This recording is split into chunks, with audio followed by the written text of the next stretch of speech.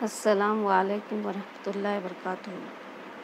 بچوں، standard 9 science and technology paper first کا ہم سیکنڈ چیپٹر دیکھ رہے ہیں، ورک اینڈ انرجی۔ اس میں ہم یہ 4 پکچر ہے۔ پہلا پکچر ہے ایک لڑکی پڑھ رہی ہے، دوسرا ہے لڑکا لکھ رہا ہے، تیسرا لڑکا سوچ رہا ہے، اور چوتھا لڑکا جو ہے یہ سائیکل چلا رہا ہے۔ ان چاروں تصویروں میں کس نے کام کیا؟ تو ہمارے مطابق چاروں ہی کام کر رہے۔ یہ جو لڑکی ہے پڑھنے کا کام کر رہی، یہ لکھنے کا کام کر رہا ہے، یہ سوچنے کا کام، اور یہ سائیکل چلا رہا ہے۔ یہاں ذہنی کام ہے، یہ عضلاتی ہے، یہ بھی ذہنی کام۔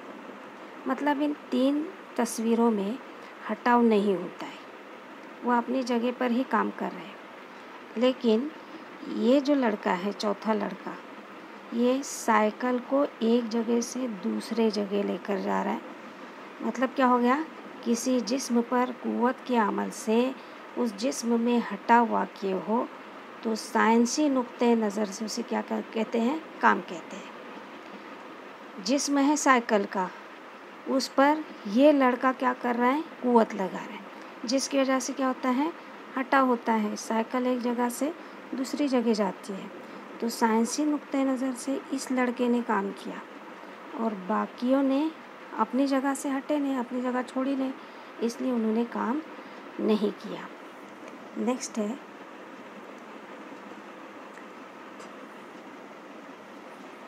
ابھی ہم نے دیکھے کسی جسم پر قوت کے عمل سے اس جسم میں ہٹاؤ واقع ہو تو سائنسی نقطۂ نظر سے اسے کیا کہتے ہیں؟ کام کہتے ہیں۔ ابھی یہ ایک باکس ہے، اس باکس کو ایک شخص اس طرف ڈھکیل رہا ہے، تو اس شخص کے ذریعے جو قوت لگی وہ فار ایگزامپل کتنی ہے؟ 10 نیوٹن۔ ابھی باکس اپنی جگہ پر رہے گا کیا؟ نہیں، اس نے کیا کیا؟ ہٹاؤ کیا۔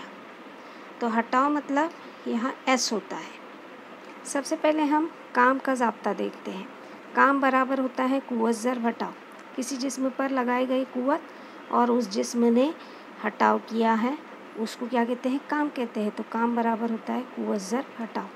کام کو انگریزی میں ورک کہتے ہیں، اس لیے W لکھا جاتا ہے۔ قوت مطلب فورس F، اور ہٹاؤ مطلب ڈسپلیسمنٹ۔ تو ڈسٹنس اس سے پہلے ضابطہ دریافت ہوا، اس کو D سے ظاہر کرتے ہیں، تو یہاں ڈسپلیسمنٹ مطلب DIS، تو S لیا جاتا ہے، ہٹاؤ کہتے ہیں۔ اب اس شخص کے ذریعے جو قوت لگائی گئی 10 نیوٹن، اس کے ذریعے یہ باکس کتنے میٹر پر ہٹا؟ 4 میٹر پر۔ مطلب کیا گیا کام ہم معلوم کر سکتے ہیں، W برابر FS، یہ کام کا ضابطہ ہے اس کے ذریعے۔ تو قوت کتنی لگائی گئی؟ 10، تو F برابر کیا ہے؟ 10 ضرب FS مطلب قوت ضرب ہٹاؤ، تو ضرب S کتنا ہے؟ 4، 10 چوک 40، تو کام کتنا ہو گیا؟ 40، اور کام کی اکائی کیا ہے؟ جول۔ دوسرے 2 اشخاص کیا کرتے ہیں؟ اس باکس کو ہٹا رہے ہیں۔ پہلے شخص نے جو قوت لگائی یہ 6 نیوٹن ہے، اور دوسرے شخص نے جو قوت لگائی یہ 5 نیوٹن۔ یہاں الگ الگ قوتیں کیوں ہیں؟ ایک شخص دبلا ہوگا اور ایک شخص اس سے اچھا تندرست ہوگا، تو الگ الگ قوتیں رکھتا ہے۔ تو ان کے ذریعے جو یہ بڑا باکس ہٹاتے ہیں، یہ کتنا ہٹا؟ ڈسپلیسمنٹ یا ہٹاؤ کتنا ہوا؟ 3 میٹر۔ تو پہلے شخص کے ذریعے ہم دیکھتے ہیں کتنا کام ہوا۔ تو یہاں پہلے شخص نے قوت لگایا 6 نیوٹن اور ہٹاؤ ہوا 3 میٹر، تو 6 تیا 18۔ تو پہلے شخص کے ذریعے جو کام ہوا یہ 18 جول۔ دوسرے شخص کو اسی طرح معلوم کرنا ہے، F برابر 5 اور ہٹاؤ S برابر 3، تو 5 تیا 15، تو دوسرے شخص کے ذریعے جو ہٹاؤ ہوا یہ 15 جول۔ تو اس طرح الگ الگ کام کیا انہوں نے۔ تیسری مثال ہے، ابھی یہاں ہم نے دیکھے کہ دونوں اشخاص ایک ہی طرف سے قوت لگا رہے ہیں، लेकिन तीसरा बॉक्स है, एक जो शख्स है ये कुव्वत इस तरफ से लगाता है और उसके मुखालिफ शख्स है वो इस बॉक्स को लेकर जाने नहीं देता है, वो इस तरफ से कुव्वत लगाता है। एक लेकर जाना चाहता है बॉक्स और एक लेकर नहीं जाने दे रहा है, तो दोनों मुखालिफ सिमत से कुव्वत लगा रहे। पहले शख्स की कुव्वत है 10 न्यूटन और दूसरे शख्स की कुव्वत है 5 न्यूटन। दोनों ने बॉक्स को इधर उधर करके कितना हटाव किया, 6 मीटर। इसको भी ज़ाब्ते में रखते हैं, ज़ाब्ता वही W बराबर Fs, लेकिन यहाँ पहला शख्स F1 कुव्वत रखता है, तो पहले शख्स के ज़रिए किया गया काम W F1 बराबर होता है F1 ज़र्ब S। तो F1 कितना है 10 और S कितना है 6, 10 ज़र्ब 6 60, तो W F1 बराबर कितना हो गया, इस शख्स के ज़रिए 60 जूल काम किया गया। W F2 दूसरे शख्स के ज़रिए लगाई गई कुव्वत जिससे दूसरे शख्स के ज़रिए किया गया काम F2 ज़र्ब S। यहाँ दूसरा शख्स कितनी कुव्वत लगाता है, 5 न्यूटन और हटाव कितना होता है 6 मीटर। 5 6 30 जूल क्या हो गया, इधर काम हो गया। अभी यहाँ फ़र्ज़ कीजिए F ये अमलन लगाई गई कुव्वत है और F1 ये हटाव की सिमत में कुव्वत है, S हटाव है। ऐसी हालत में किया गया काम बराबर होगा W बराबर F1 ज़र्ब S। यहाँ देखो ये शख्स जो है ये छोटी बच्ची को गाड़ी में बिठा के खींच रहा है, तो ये जो डोर है ये क्या है, अमलन लगाई गई कुव्वत है। ये शख्स अमलन कुव्वत लगाता है, ये F है और अमलन लगाई गई कुव्वत की वजह से ये गाड़ी आगे बढ़ती है, तो ये गाड़ी की कुव्वत F1 है। यहाँ देख रहे हैं आप, ये गाड़ी की कुव्वत है और ये इस शख्स ने लगाई गई कुव्वत है, ये इस गाड़ी को खींच रहा है।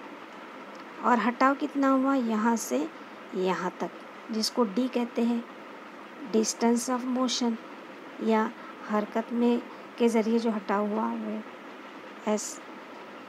फॉर एग्ज़ाम्पल यहाँ F बराबर है 50 और थीटा बराबर यहाँ 30 दिया है, तो यह ज़ाब्ता किस तरह बनता है, कॉस थीटा मतलब इन दोनों साकों के दरमियान जो ज़ाविया बनता है, ये खींचने की वजह से जो कुव्वत होती है वो, और गाड़ी के ज़रिए जो कुव्वत लगाई जाती है F1 वो, इनके ज़रिए जो ज़ाविया बनता है उसको क्या कहते हैं, कॉस थीटा। तो ज़ाविये का मुत्तसिल ज़िला कौन सा होता है, F1 ये, और बटे वित्र मतलब ये अमलन जो कुव्वत लगाई गई वो, तो ज़ाविये का मुत्तसिल ज़िला F1 है और वित्र क्या है, F। यहाँ कॉस थीटा बटे 1, ये कसर है ना, ये कसर नहीं है, तो हम क्या करते हैं इसको बटे 1, F1 ज़र्ब 1 F1 होता है और कॉस थीटा ज़र्ब F ज़र्ब कॉस थीटा होगा। इसलिए इस कुव्वत के ज़रिए किया गया काम, ये जो कुव्वत है लगाई गई कुव्वत है उसके ज़रिए किया गया काम W बराबर क्या होता है, Fs। ये हमने पीछे ज़ाब्ता देखे, तो यहाँ W बराबर F1 की जगह पर क्या है, F कॉस थीटा, और हटाओ वैसे ही रहेगा S। अभी F ज़र्ब S साथ में लिखा जाता है, ज़र्ब कॉस थीटा, तो काम का जो ज़ाब्ता है ये W बराबर Fs कॉस थीटा हो गया। इसके बाद है काम की इकाइयाँ, यूनिट ऑफ वर्क। तो ये इकाइयाँ कैसे बताई जाती है, काम के ज़ाब्ते के ज़रिए। काम बराबर होता है कुव्वत ज़र्ब हटाओ या W बराबर Fs। SI निज़ाम में, ये बड़ी इकाई है, SI निज़ाम में कुव्वत की इकाई न्यूटन को N से ज़ाहिर करते हैं और हटाव की इकाई मीटर को M से ज़ाहिर करते हैं। कैपिटल N है और मीटर स्मॉल m है। इसलिए काम की इकाई क्या होगी, न्यूटन मीटर, मतलब कुव्वत की इकाई न्यूटन और हटाव की इकाई मीटर, न्यूटन ज़र्ब मीटर, इसको न्यूटन मीटर कहेंगे। और न्यूटन मीटर होता है जूल। इसलिए एसआई निज़ाम में काम की इकाई क्या होगी, जूल। इतना समझ में आया। नेक्स्ट है 1 जूल बराबर कितना। जब 1 न्यूटन कुव्वत काम से कुव्वत की सिमत में ही जिस्म में 1 मीटर हटाव है। एक जिस्म पर हम 1 न्यूटन कुव्वत लगाते हैं तो हटाव कितना होता है, 1 मीटर। तो किया गया काम क्या होगा, 1 जूल। तो 1 जे मतलब जूल बराबर होगा लगाई गई कुव्वत कितनी है, 1 न्यूटन, ज़र्ब हटाव कितना हुआ, 1 मीटर। उसको उर्दू में इस तरह लिखते हैं, 1 जूल बराबर 1 न्यूटन ज़र्ब 1 मीटर। सीजीएस निज़ाम में कुव्वत की इकाई न्यूटन से डाइन होती है और हटाव की इकाई मीटर से सेंटीमीटर होती है।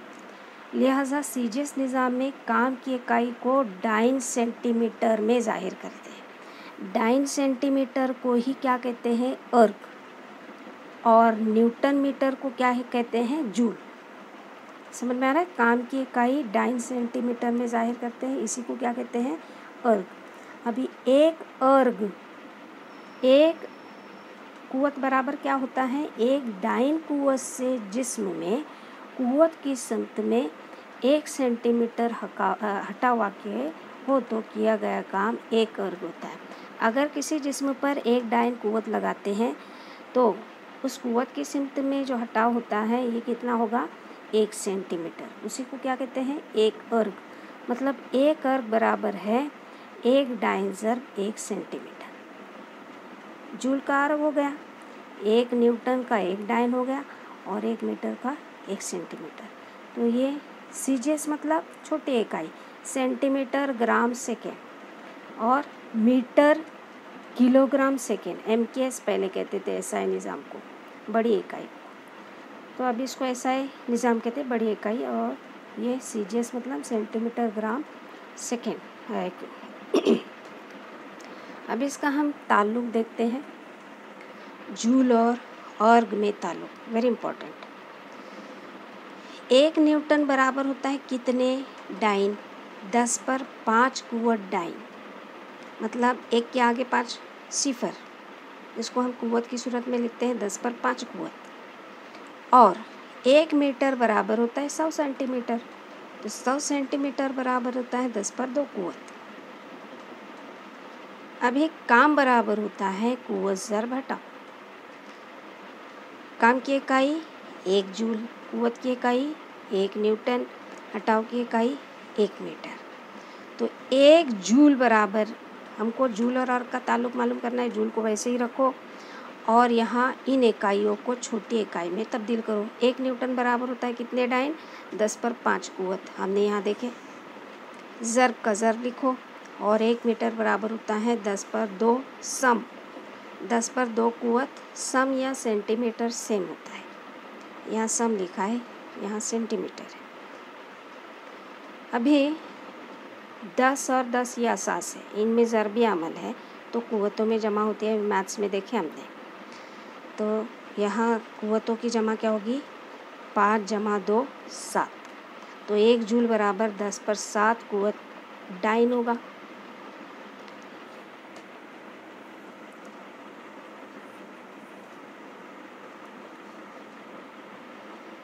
तो 1 जूल बराबर 10 पर 7 कुव्वत डाइन सम है, तो डाइन सम को क्या कहते हैं, और कहते हैं। तो इस तरह ये हमने जूल और अर्ग का ताल्लुक देखे।